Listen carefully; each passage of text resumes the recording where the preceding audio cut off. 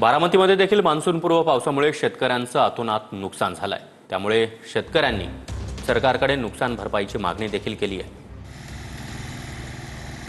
बारामती आणि परिसरामध्ये मान्सूनपूर्व पाऊस बरसतोय, त्यामुळे शेतीचं मोठं नुकसान झालंय। काका, खऱ्या अर्थाने 4 ते 5 दिवसापासून मोठ्या प्रमाणात पाऊस पडतोय। काय ह्या पावसाचा कशा पद्धतीने तोटा होऊ शकतो?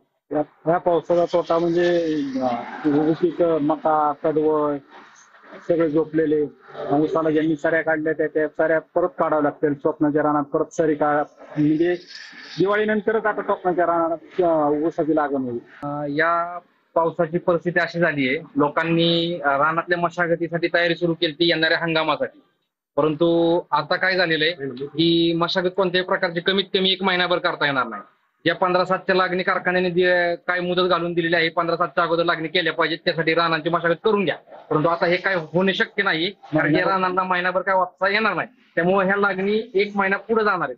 त्याचबरोबर जे काही सोयाबीन टाकायचे किंवा तूर टाकायचे, यासाठी रानाची अगोदर तयारी करावी लागते ना, ती तयारी आता होणार नाही।